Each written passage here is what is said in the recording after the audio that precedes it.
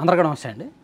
రాష్ట్రంలో ఎన్ని అభివృద్ధి కార్యక్రమాలు జరిగినా, ఎంత పెద్ద పెద్ద ప్రాజెక్టులు కట్టినా సంక్షేమం అనేది ఎప్పుడూ కూడా టాప్‌లో ఉంటది.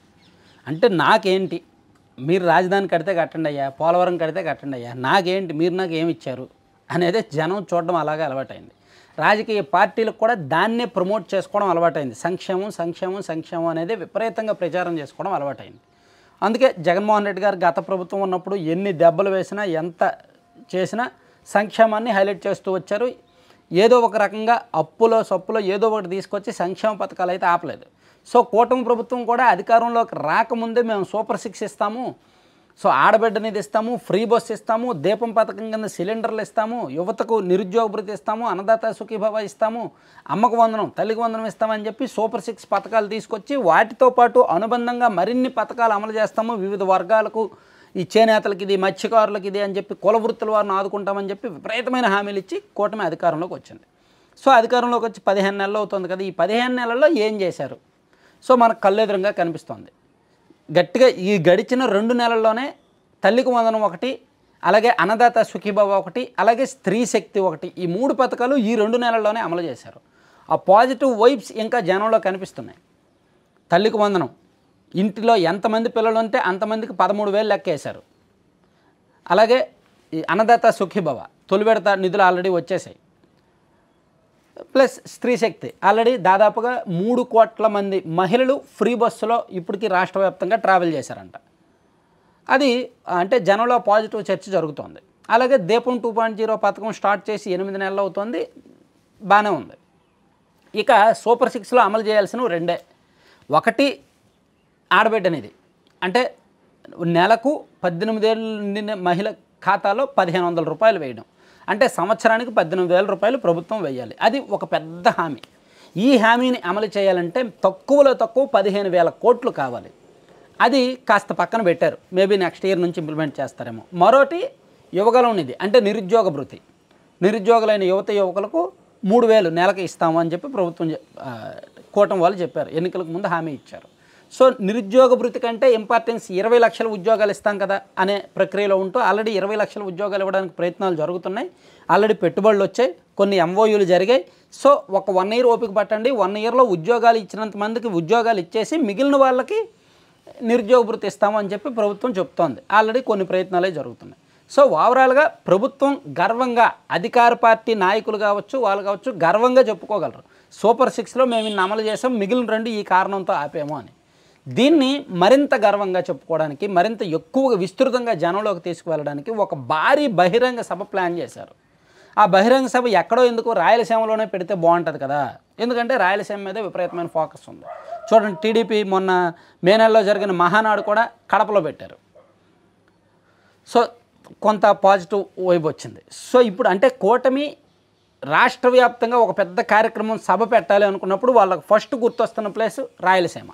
ఎందుకంటే రాయలసీమలో అంతా కొంత వైసీపీ పునాదులు స్టిల్ ఇప్పటికే స్ట్రాంగ్గా ఉన్నాయి కాబట్టి పునాది దశ నుంచి వైసీపీని పెకలించాలంటే, కదిలించాలంటే, కూటమి మరింత రూట్ లెవెల్లో స్ట్రెంగ్తెన్ అవ్వాలంటే, బలోపేతం అవ్వాలంటే రాయలసీమలోనే విస్తృతంగా ఇంకా వెళ్లాల్సిన అవసరం ఉందని గ్రహించి, అలాగే ఈ 15 నెలల్లో కూడా కూటమి మీద కాస్త వ్యతిరేకత ఎక్కడైనా వచ్చింది అంటే రాయలసీమలోనే వచ్చింది కాబట్టి అక్కడే ఒక బహిరంగ సభ పెడదామని ప్లాన్ చేశారు. ఈ నెల 11వ తేదీన 10నో 11నో మరి అనంతపురం జిల్లాలో ఒక భారీ బహిరంగ సభ ప్లాన్ చేశారు. 5 లక్షల మంది లబ్ధిదారులతో సభ అంట.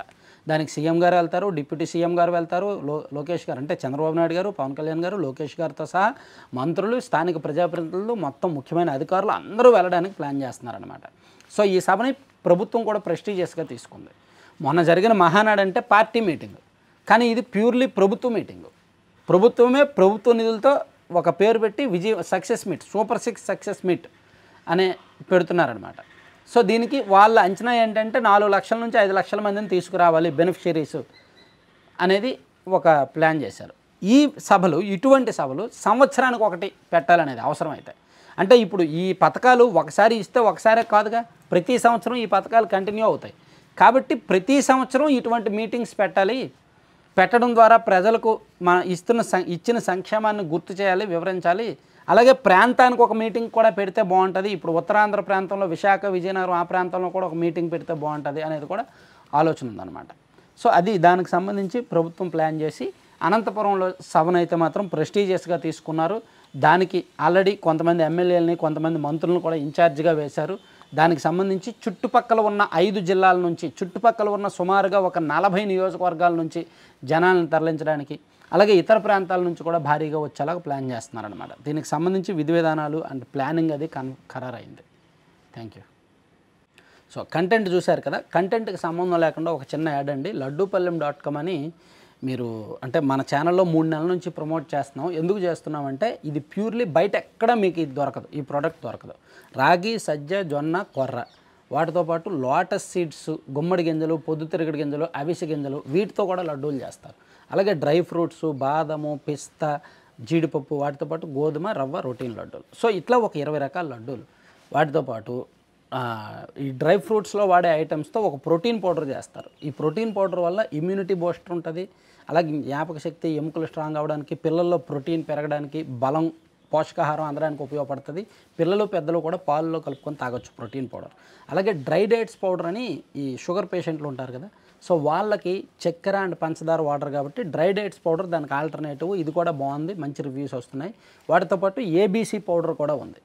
యాపిల్, బీట్రూట్, క్యారెట్ ఆ పౌడర్ కూడా.